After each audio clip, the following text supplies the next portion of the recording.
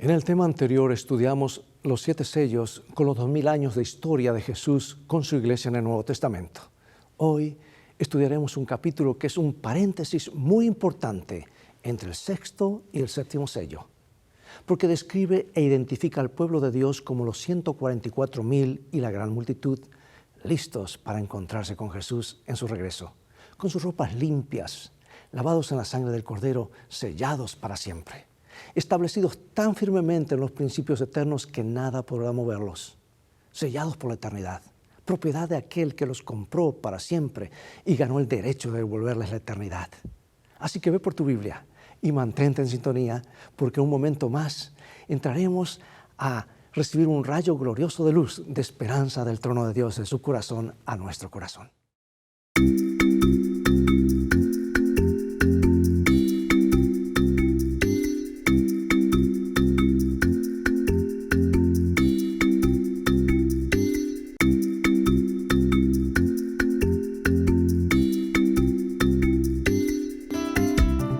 Lecciones de Vida, un estudio semanal de las lecciones de la Escuela Sabática. Comencemos con la porción bíblica central, Apocalipsis 7:14. Y le dije, Señor, tú lo sabes. Y él me dijo, estos son los que han salido de la gran tribulación y han lavado sus ropas y las han emblanquecido en la sangre del Cordero.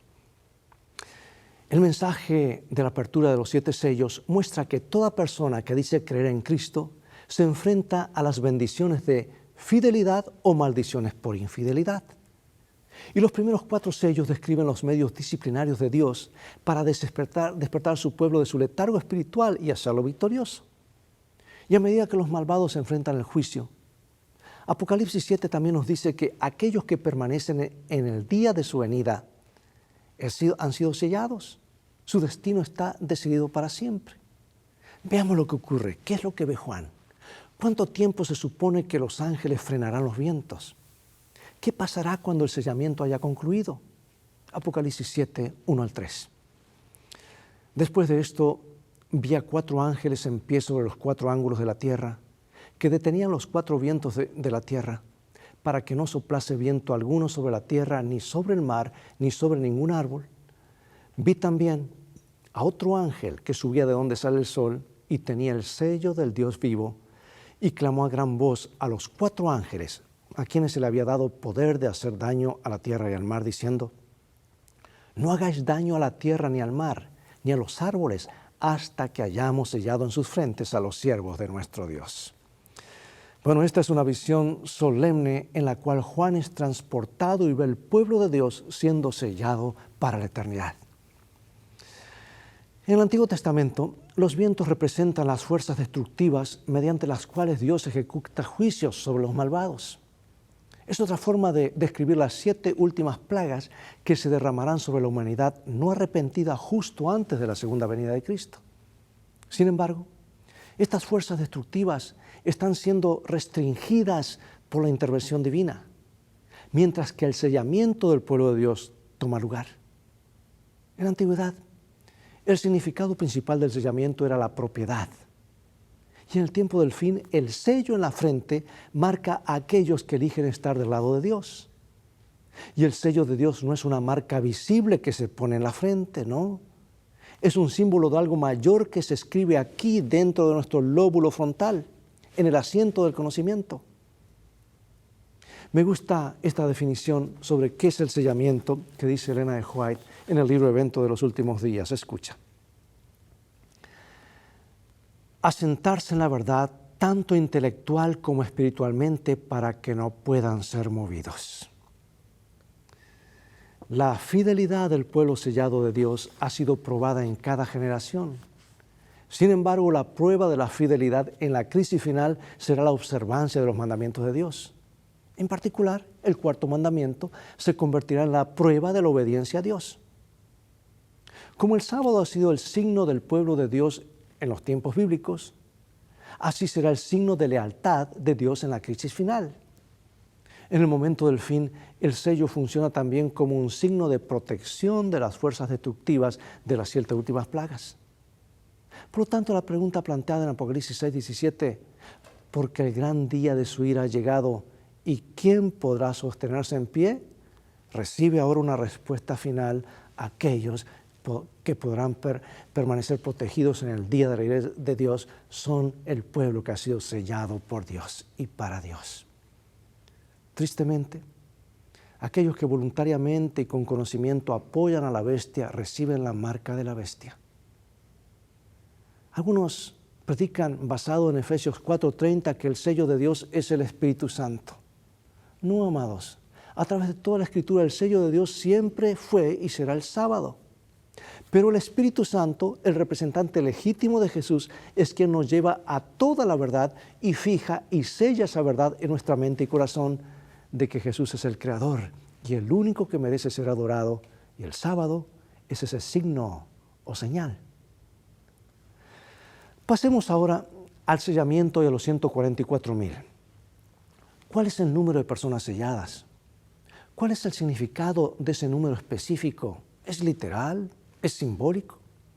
Dejemos que la Biblia se explique a sí misma. Vamos a Apocalipsis 7, 4 y 8. Y oí el número de los sellados, 144,000 sellados de todas las tribus de los hijos de Israel. De la tribu de Judá, 12,000 sellados. De la tribu de Rubén, 12,000 sellados. De la tribu de Gad, 12,000 sellados. De la tribu de Aser, 12,000 sellados. De la tribu de Neftalí, 12,000 sellados. De la tribu de Manasés, 12,000 sellados. De la tribu de Simeón, 12,000 sellados. De la tribu de Leví, 12,000 sellados. De la tribu de Isaacar, 12,000 sellados. De la tribu de Zabulón, 12,000 sellados. De la tribu de José, 12,000 sellados. De la tribu de Benjamín, 12,000 sellados. Y tú dirás, ¿qué es esto? Bueno, la referencia aquí no es un número literal, sino lo que significa. El número 144,000 consiste en 12 veces 12. 12 es un símbolo del pueblo de Dios que habla de plenitud. Se lo menciona en relación con las tribus de Israel y el número de la iglesia edificada sobre el fundamento son 12 apóstoles. Por lo tanto, el número 144,000 representa la totalidad de la gente del tiempo del fin de Dios. Una manifestación moderna del antiguo Israel. Las 12 tribus enumeradas en Apocalipsis 7 obviamente no son literales. ¿Por qué? Porque 12 de las tribus de Israel no existen. Las tribus en realidad no existen hoy. Tal vez queda una o dos por allí, la tribu de Judá y algunos por allí mezclados. Por ejemplo, 10 tribus fueron llevadas al cautiverio durante la conquista siria, donde se integraron con otras naciones, desaparecieron, como Dios dijo en el Antiguo Testamento, que ocurría si eran infieles. Aquí está hablando de un Israel espiritual, amados. Es lo que Pablo trató de decir claramente, que después de la cruz se acabó todo lo literal, sino que hay un Israel espiritual, unción, que es el pueblo de Dios. Hay un santuario no en la tierra, sino un santuario en el cielo. Las 12 tribus no constituyen el judaísmo en la actualidad. Además, Israel ya no es el pueblo literal de Dios. Hay un Israel espiritual. Fueron cortados como pueblo en lugar de 12 tribus. ¿Qué hizo Jesús? Eligió 12 discípulos. Eso lo explica vez tras vez Pablo. Sión ya no es más Jerusalén, es la iglesia. Es donde está el pueblo de Dios, los que guardan los mandamientos de Dios y tienen la fe de Jesús. Ya no hay más ceremonias ni circuncisión, ahora es el bautismo y la circuncisión del corazón. No más corderitos que deben morir. El Cordero de Dios ya cumplió con todos esos símbolos. Hermanos, deberíamos tener esto bien claro y saberlo en detalle si estudiamos la gran profecía de los 2300 años. Y especialmente la primera parte o 490 años de gracia que Dios le concedió a Israel hasta que fue cortado como pueblo. Después de eso surge un nuevo Israel basado en las mismas promesas. Se le renueva el pacto, su ley, y se la graba en la mente y los corazones. ¿Sabes tú que hay un movimiento actual llamado el sionismo en todo el mundo evangélico que está tomando literalmente que Israel será restaurado como pueblo elegido de Dios? ¿Ven en el establecimiento de Jerusalén como capital del gobierno un cumplimiento de esto? Pero cuán engañados están. El ojo profético dice justo lo contrario. Malinterpretan muchos textos sacados del contexto y especialmente no entienden la primera parte de esta profecía de los 490 años. No entienden que es el anticristo. No entienden o ponen en lugar diferente la gran tribulación, y de ahí surge también la teoría del rapto secreto. Y ni que hablar de sus interpretaciones de Apocalipsis. Descuidan y niegan el Antiguo Testamento y por eso no comprenden el Nuevo, donde aparece el cumplimiento. Y menos el Apocalipsis, que de paso no tiene mucho de nuevo, porque el 75% del libro es tomado del Antiguo Testamento. Pero hay más. La lista de las 12 tribus en Apocalipsis 7 no es una lista regular. Judá no aparece como la primera tribu en lugar de Rubén, aparece como la primera. Y además se omiten las tribus de Dan y Efraín, y en su lugar se incluye a José y Leví. La razón obvia para la exclusión de Dan y Efraín es porque en el Antiguo Testamento estas dos tribus son apóstatas e idólatras. Se separaron. O sea que la lista de las tribus de Apocalipsis 7 no es histórica, sino espiritual. Nos dice que la infidelidad de las tribus de Dan y Efraín no tiene un lugar entre el pueblo sellado de Dios. Además, a la iglesia del Nuevo Testamento se la conoce como las 12 tribus de Israel. Las 12 tribus en Apocalipsis 7 representan todo el pueblo de Dios. Y eso incluye judíos y gentiles. Leamos acerca de la gran multitud. ¿Quiénes son? ¿Cómo se describen? ¿Y de dónde vienen? ¿Qué están clamando a gran voz ante el trono de Dios? Apocalipsis 7, 9 al 14. Después de esto miré, y aquí una gran multitud, la cual nadie podía contar, de todas las naciones, tribus y pueblos y lenguas, que estaban delante del trono en la presencia del Cordero, vestidos de ropas blancas y con palmas en las manos, y claman a gran voz diciendo: la salvación pertenece a nuestro Dios que está sentado en el trono y al Cordero. Y todos los ángeles estaban al pie alrededor del trono, y de los ancianos y de los 4 seres vivientes, y se postraron sobre sus rostros delante del trono y adoraron a Dios diciendo: amén. La bendición y la gloria y la sabiduría y la acción de gracias y la honra y el poder y la fortaleza sean a nuestro Dios por los siglos de los siglos. Amén. Entonces uno de los ancianos habló diciéndome: estos que están vestidos de ropas blancas, ¿quiénes son y de dónde han venido? Yo le dije: Señor, tú lo sabes. Y él me dijo: estos son los que han salido de la gran tribulación y han lavado sus ropas y las han emblanquecido en la sangre del Cordero. Es decir, son un grupo especial de personas que, a pesar de las luchas que sufrieron, y uno podría imaginar que la gran tribulación fue una lucha terrible, ¿verdad?, se han mantenido fieles a Jesús. Una fidelidad simbolizada por su cobertura en túnicas de su perfecta justicia. Y aquí también, como en toda la Biblia, aparece el gran tema de la salvación por la gracia. No importa quiénes sean estas personas, ya sean las salvadas a través de las edades o los 144,000 al final de los tiempos, su único reclamo de salvación a la vida eterna, a los nuevos cielos y a la nueva tierra, es la justicia de Cristo, la cual es dada a ellos por gracia. Ellen White comenta esto en El conflicto de los siglos, página 723. Inmediatos al trono se encuentran los que fueron celosos de la causa de Satanás, pero que, cual tizones arrancados del fuego, siguieron luego a su Salvador con profunda e intensa devoción. Vienen después los que perfeccionaron su carácter en medio de la mentira y de la incredulidad, los que honraron la ley de Dios cuando el mundo cristiano la declaró abolida, y los millones de todas las edades que fueron martirizados por su fe. Y más allá está la gran muchedumbre que nadie podía contar de entre todas las naciones y tribus y pueblos y lenguas, de pie delante del trono y del Cordero, vestidos de ropa blanca y teniendo palmas en sus manos. Su lucha terminó, ganaron la victoria, disputaron el premio de la carrera y lo alcanzaron. La palma que llevan en la mano es símbolo de su triunfo. La vestidura, emblema de la justicia perfecta de Cristo que ahora es en ellos. Y la pregunta para ti, para mí, querido hermano y hermana, es: ¿cómo podemos mantener esa fe y permanecer fieles en medio de las pruebas y tribulaciones? O lo que más importante, ¿cómo mantenemos esa fe y fidelidad en tiempos de tranquilidad y prosperidad? Porque ahí está lo más peligroso. La fe es por el oír, y el oír por la palabra de Dios. Bueno, tal vez te has preguntado ¿Son los 144,000 y la gran multitud dos grupos diferentes o es el mismo grupo? Bueno, primero los dos términos para hablar del pueblo de Dios en el tiempo final son intercambiables.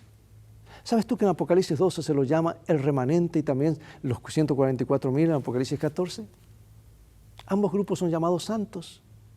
Y muchos eruditos han llegado a la conclusión de que es el mismo grupo, llamado de dos maneras diferentes, pues aplican las mismas características, ambos grupos, de una forma intercambiable. Sería como decir rojo y carmesí y rojo. Ambos se refieren al mismo color. Por otro lado, otros enseñan que los 144,000 serán un grupo simbólico de los que estarán vivos y serán trasladados sin ver la muerte cuando Jesús regrese. Y que la gran multitud son los hijos de Dios a través de todas las edades. Bueno, déjame decirte, la identidad de los 144,000 es un tema muy debatido. Y aquí es donde debemos ser cuidadosos en no aventurarnos a afirmar más de lo que ha sido revelado. Y especialmente en un punto como este que no es una doctrina. Este es uno de los secretos que Dios guarda para sí mismo y no deberíamos hacer de esto un punto de controversia, porque solo el futuro revelará quién será parte de ese grupo de santos salvados. Y con respecto a eso, se nos ha dado la siguiente advertencia. Elena en White lo dice en Mensajes Selectos, tomo 1. Cristo dice que habrá en la iglesia quienes presentarán fábulas y suposiciones, cuando Dios ha dado sublimes, elevadoras y ennoblecederas verdades que siempre debieran ser preservadas en la cámara del tesoro de la mente. Cuando los hombres toman esta teoría y aquella otra, cuando están curiosos por saber algo que no es necesario que sepan, Dios no los está guiando. No es su plan que los suyos presenten algo que tengan que suponer que no está enseñado en la palabra. No es su voluntad que entren en controversias por cuestiones que no los ayudarán espiritualmente, tales como ¿quiénes han de componer los 144,000? Fuera de duda, esto lo sabrán dentro de poco los que sean elegidos de Dios. Y querido hermano y hermana, esto para mí es suficiente. Más allá son conjeturas, más allá es aventurarnos a hacer afirmaciones personales que tal vez cuadran más con nuestra forma de pensar o con nuestras teorías, pero dejemos esto en las manos de Dios y concentremos en prepararnos para estar dentro de ese grupo y ser salvos. Continuemos Apocalipsis capítulo 14, versículos 1 al 5. Vamos un poquito más adelante ahora. Después miré, y aquí el Cordero estaba en pie sobre el monte de Sión, y con él 144,000 que tenían el nombre de él y de su Padre escrito en su frente. Y cantaban un cántico nuevo. Estos son los que no se contaminaron con mujeres, pues son vírgenes. Estos son los que siguen al Cordero por donde quiera que va. Estos fueron redimidos entre los hombres como primicias para Dios y para el Cordero. Y en sus bocas no fue hallada mentira, pues son sin mancha delante del trono de Dios. Bueno, ¿cuáles son las tres características principales de los 144,000 santos? ¿Y cómo se relacionan estas características con la descripción de los santos del tiempo del fin de Apocalipsis 14:12? ¿Guardan los mandamientos de Dios y tienen la fe de Jesús? 2. ¿No se han contaminado con mujeres? 3. ¿Siguen al Cordero por donde quiera que va? Aunque experimentaron la plenitud de la ira de Satanás en la crisis final, se han mantenido firmes debido a su estrecha relación con Jesús. La inmoralidad sexual es un símbolo de infidelidad a Dios. Veamos Apocalipsis capítulo 17, versículo 5. Y en su frente un nombre escrito, un misterio, Babilonia la grande, la madre de las rameras y de las abominaciones de la tierra. Aquí nos habla acerca de la prostituta del tiempo del fin, Babilonia y sus hijas, con quienes todas las personas del mundo cometerán fornicación. Sin embargo, los 144,000 permanecerán fieles a Cristo y resistirán las relaciones corruptas con Babilonia y las religiones apóstatas, porque ellos siguen al Cordero a donde quiera que va. Por eso pregunto, ¿de qué maneras podemos incluso sin saberlo estar en peligro de cometer fornicación espiritual?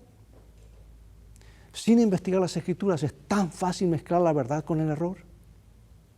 ¿Por qué nos engañamos si pensamos que no estamos en tal peligro? Mencionaré solamente un punto nada más.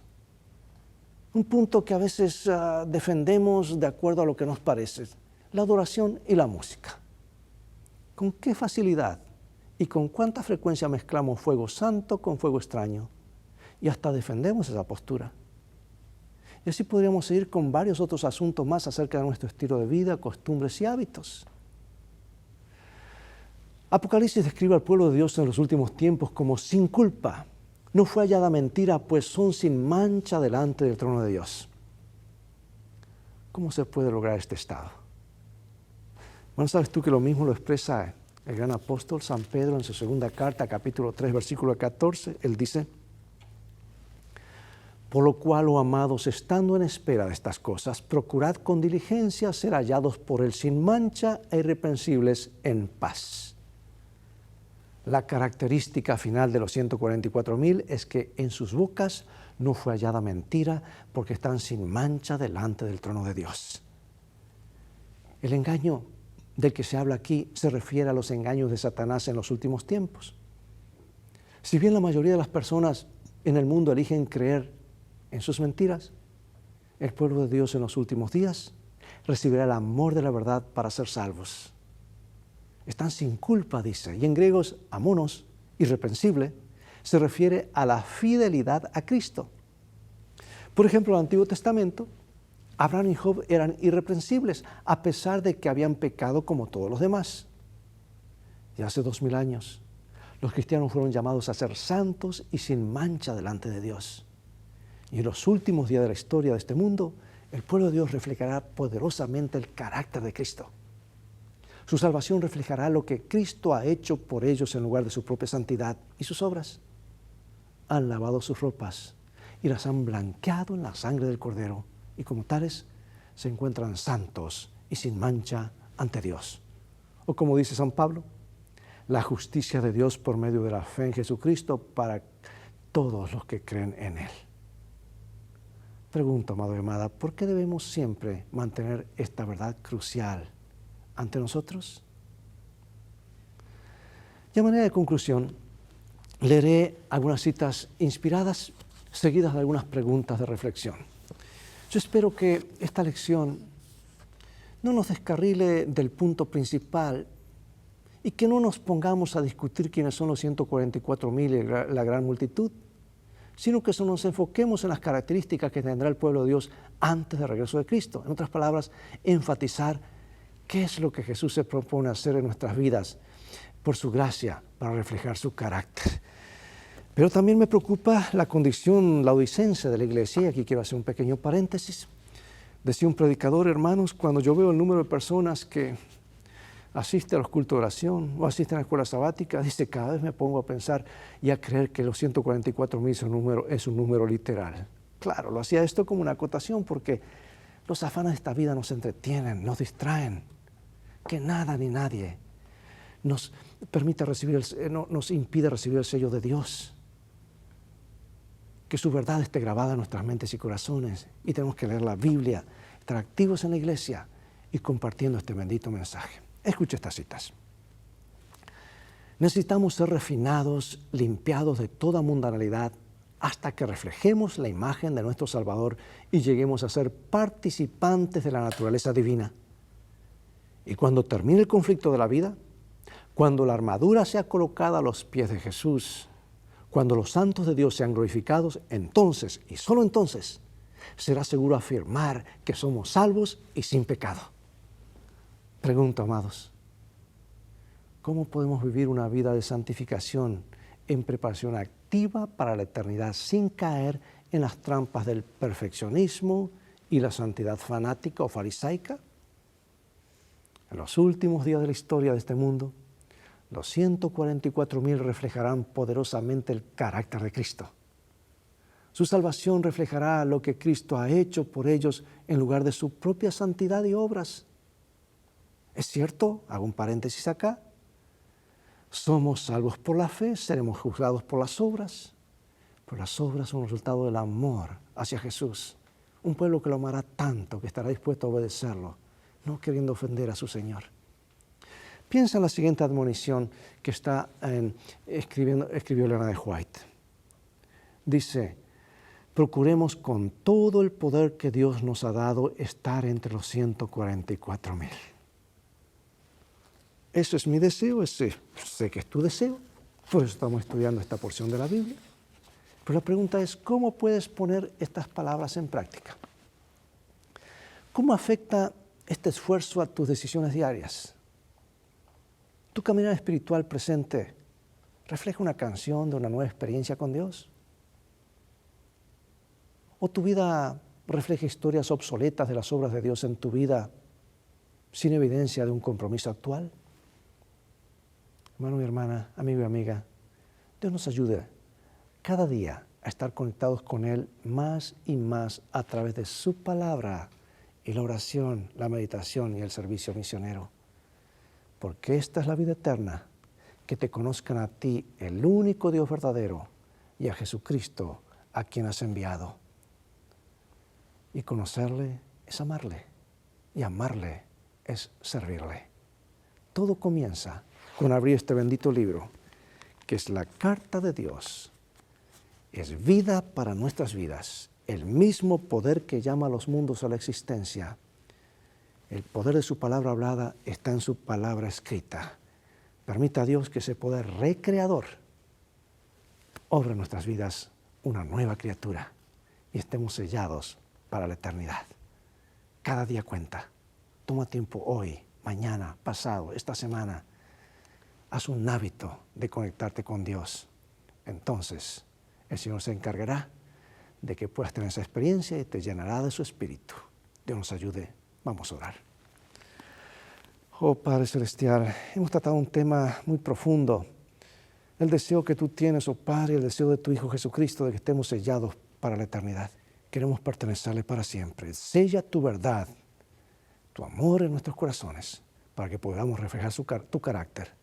Sabemos que lo harás porque lo pedimos en el nombre de Jesús. Amén. Amados, es todo el tiempo que tenemos por hoy. Ha llegado el momento de despedirnos y será hasta el próximo programa de Lecciones de Vida. Quiero animarte a que invites a otros a sintonizar este canal y transfórmate tú mismo en un canal de bendiciones para que los mensajes para esta hora, lo que yo llamo la verdad presente para esta hora, así como una verdad en el tiempo del diluvio, cuando Jesús vino y inició su ministerio, cuando resucitó, hoy la verdad es Jesús viene, la hora del juicio ha llegado, a salir de Babilonia, ser parte del pueblo de Dios, evitar la marca de la bestia y que nuestros nombres estén escritos en el libro de la vida. Dios nos ayude a serle fieles. Y recuerda, Dios te ama mucho, tú vales mucho para Jesús. Él te ama más de lo que puedes imaginar. Y si no, mira la cruz, el precio que fue pagado por ti y por mí. Pronto Él vendrá y estaremos con Él para siempre, es mi deseo y mi oración.